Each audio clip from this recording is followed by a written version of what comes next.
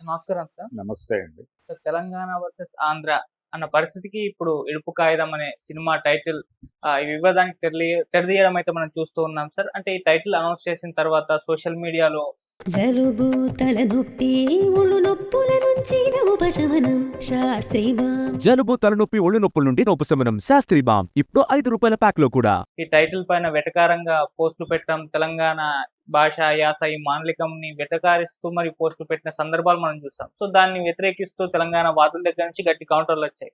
So ఒక్కసారిగా ఇది debatable point గా అయితే మారిపోయింది సార్. మళ్ళీ తెలంగాణ వర్సెస్ ఆంధ్ర అనే వివాదం ఇప్పుడు తెరపైకి రావడం చూస్తున్నాం. సో ఈ ఇడుపు కాగితం జరుగుతున్న ఈ వివాదానికి సంబంధించి మీరేం చెప్తారు? మీరు ఎలా చూస్తారు? అంటే నిజానికి ఏమాత్రం సభ్యతా సంస్కారాలు ఉన్నా కానీ దీన్ని గురించి రెడిక్యూల్ గా మాట్లాడరు. ఆ మధ్య కాలంలో మలయాళం సినిమాలు కొన్నిటికి మలయాళం టైటిల్ తోనే తెలుగులో 70 రిలీజ్ అయినాయి. ఉమ్, వాటిని చూశారు కదా, నోరు ముసుకుని మరి. కాబట్టి తెలుగు టైటిలే పెట్టాలి అని ఎవరు గొడవ చేయలేదుగా. దీన్ని ఇదేదో మలయాళం టైటిల్లా ఉంది అని కామెంట్ చేశారు ఈ ఇడుపు కాగితాన్ని. తప్పదు. సంస్కారహీనతతో మాట్లాడుతున్నారు అలాంటి మాటలు. అది ఖచ్చితంగా తప్పే. తెలంగాణ పట్ల సాంస్కృతిక వివక్షకి కారణం అని నేను భావిస్తున్నాను దీన్ని. అంటే నిజంగానే తెలుగు సినిమా తెలంగాణకు అన్యాయం చేసింది అని చెప్పడానికి పెద్దగా కష్టపడక్కర్లేదు. ఉమ్, ఎందుకంటే ఆ, తెలుగులో పెద్ద హీరోలు, సూపర్ స్టార్లు అని పెంచుకున్నటువంటి నందమూరి తారక రామారావు గారు 300 సినిమాల్లో నటించాడు. 300 సినిమాల్లో ఆయన అనేక పాత్రలు పోషించాడు.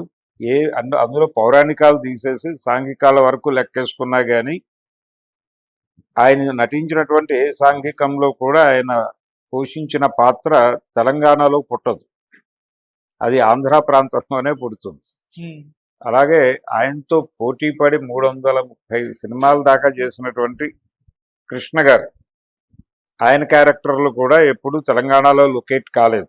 ఉమ్, అక్కినేని నాగేశ్వరరావు గారు 200 చిల్లర చేశాడు. ఆయన సినిమాలు కూడా ఎప్పుడు, ఆయన పాత్రలు ఎప్పుడు లొకేట్ కాల.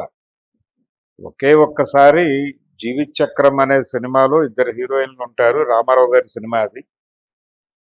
ఆ 2 హీరోయిన్లు ఒక క్యారెక్టర్ వాణిశ్రీ చేశారు, రెండో క్యారెక్టర్ శారద గారు చేశారు. శారద గారు తెలంగాణ అమ్మాయి.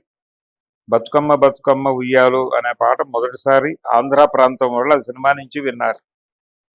ఆ పాట మీద ఆ రోజుల్లో అక్కడ చాలా జోకులు నడిచాయి.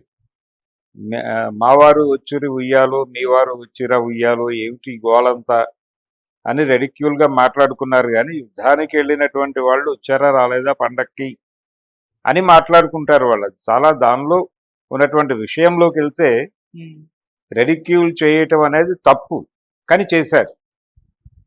ఆ రోజు నుంచి ఈ వివక్ష ఉంది.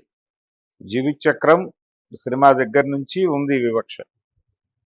అలాగే సిరిమల్లె చెట్టు కింద లచ్చుమమ్మ అని నారాయణ రెడ్డి గారు ఒక పాట రాశాడు సినిమాలో. దాని మీద కూడా చాలా జోకులు నడిచేవి ఆ రోజుల్లో. అలా జోకులు వేయటం, వెటకారంగా మాట్లాడటం అనేది ఆంధ్ర ప్రాంతం నుంచి చాలా విషయాల్లో జరుగుతుంది. అది ఇది కొంచెం గాయపరిచి ఉమ్, తెలంగాణ అంటే తెలంగాణ ప్రజలని ఒక రకంగా సీరియస్గానే గాయపరిచారు అనేది వాస్తవం.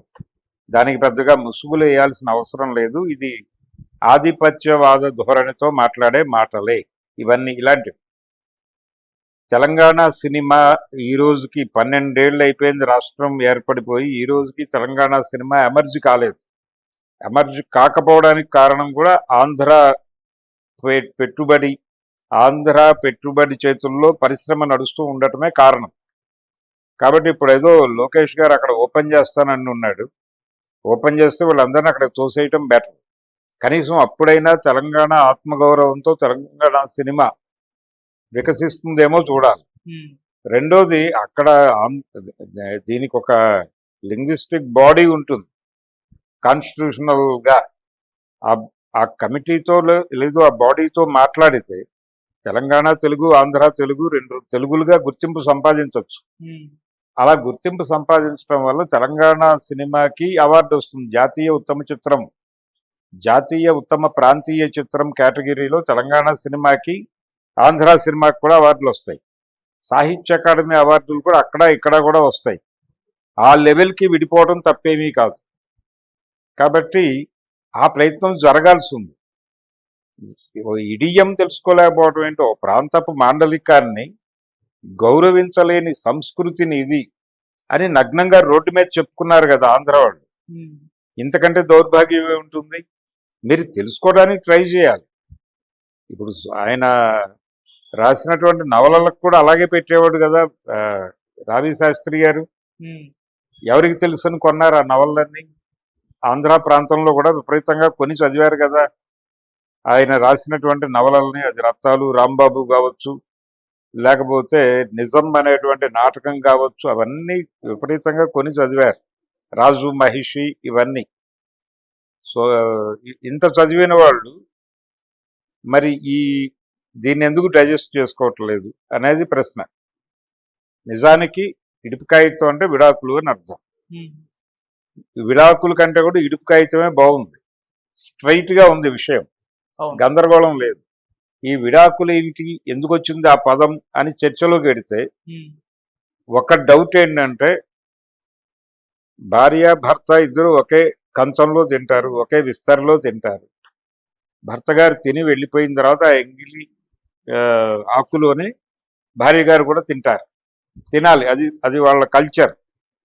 కాబట్టి ఇలాంటి కల్చర్ని ప్రమోట్ చేయదలుచుకున్నారా మీరు? విడాకంటే ఎవరు ఆకు వాళ్ళు, ఏకాకు అంటే ఇద్దరు కలిసి ఉన్నారని అర్థం. ఈ విడాకులు అనేది అన్డెమోక్రటిక్ కల్చర్. అది అక్కడ అన్డెమోక్రటిక్. విడిపోయే హక్కుకి నువ్వంతా అలాంటి పేరు పెట్టడం తప్పు కదా. స్వేచ్ఛ కనిపించాలి కదా ఆ మాటలు. ఇడుపు కాగితంలో అది ఉంది. ఇడుపు కాగితం అంటే విడుదల చేయటమే, ఒక బంధంలో నుంచి విముక్తి కావటం. ఎంత అద్భుతమైన మాట అది. దాన్ని ఓన్ చేసుకోవాలి కదా ప్రతి ఒక్కడు. ఓన్ చేసుకోకుండా దాడి చేయటం ఏంటి? తెలంగాణ సంబంధించి సినిమా అది. టైటిల్ అలాగే పెట్టుకుంటారు వాళ్ళు. నీకేంటి అభ్యంతరం?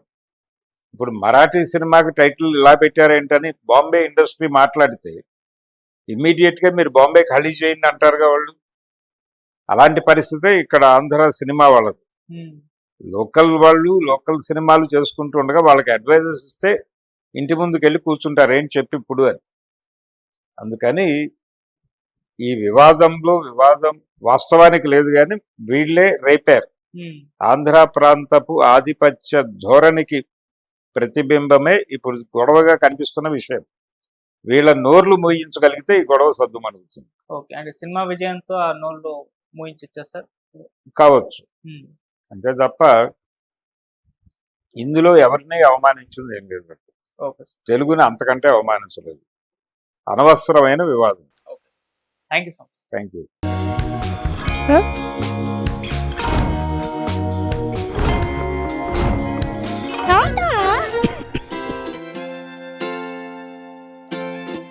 జలుబు, తలనొప్పి, నడుము నొప్పి, మోకాళ్ల నొప్పులు లాంటి లక్షణాల నుండి ఉపశమనానికి Shastri balm, trusted by millions since 1992.